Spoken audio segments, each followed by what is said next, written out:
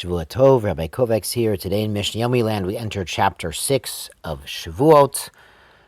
We're changing pace a little bit to oaths imposed by judges during a court case. Previously, it's been oaths where one of the parties asks the other party to swear, or he volunteers to make the oath. Here, it's during the trial. The first one we'll see is modeh b'miktzat, a partial admission. The idea being, if the plaintiff is suing for 200 and the defendant says, I'll admit I owe 100, well, we make him take an oath. And the Gemara explains the reason for this is that some people during a trial, they're willing to admit partial liability, and they figure when they get the money later on, they'll pay. We want them to admit right now, set up a payment plan, and get everything out on the table. So here's Mishnah Aleph, Shevuot HaDayanim, the oath imposed by the judges in the court case. Hatayna shtei kesef, the claim is for 2 silver maut. Hodah b'sheva pruta, the admission is even 1 pruta worth, 1 pruta being the smallest amount that's a significant amount of money. We saw in Kedushin, someone could get married with a pruta worth of value. Im eino dominataina potter, but if the admission is not the same type as the claim, is potter.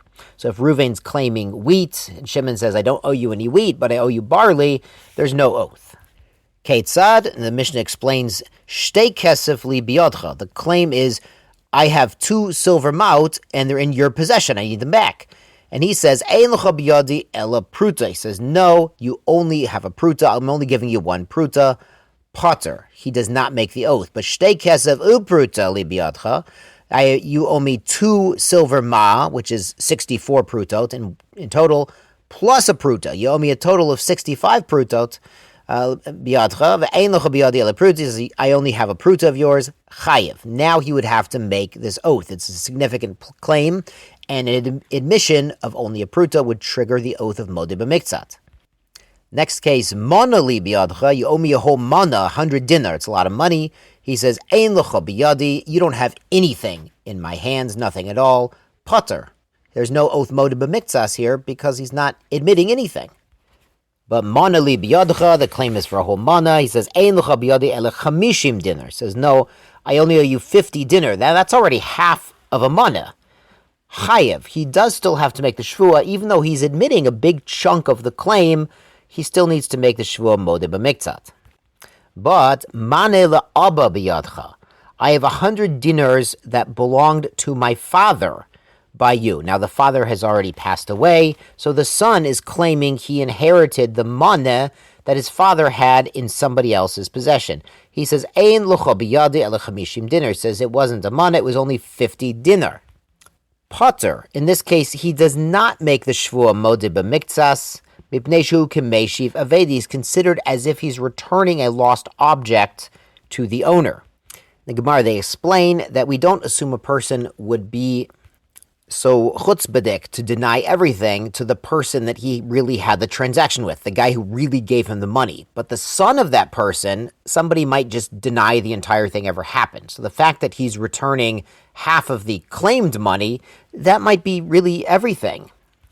And it's considered like a meishiv aveda. Meishiv aveda is returning a lost object. If somebody finds a wallet and then he returns it to the owner of the wallet, he sees the ID in there, and then the guy who lost the wallet says, oh, but it had 200 shekels in it. We don't make the person who found it make a shvuah that he found it empty, because mipnei tikkun olam, this is one of the factors of tikkun olam. We want people to return lost objects and not have to worry about making an oath that there was money in the wallet, or similar. Let's go on to Mishnah Bet. Mana li biyadcha. Reuven says, Shimon, you owe me a mana. Amar lo bifnei edim hen. And in front of 2 witnesses, Shimon admits to Reuven, yes, he owes. L'machar, but the next day, Amar lo taneili. Reuven says, so Shimon, pay me that money you owe.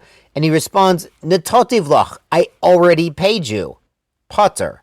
He does not need to make an oath that he already paid. But if he says, Ein l'cha biyodi, I don't have any of your money, chayev, he does have to pay, because his admission in front of witnesses yesterday that he owes the money means, yes, Shimon is holding Reuven's money. And Shimon is not claiming he paid, he's claiming he never happened, now he has to pay.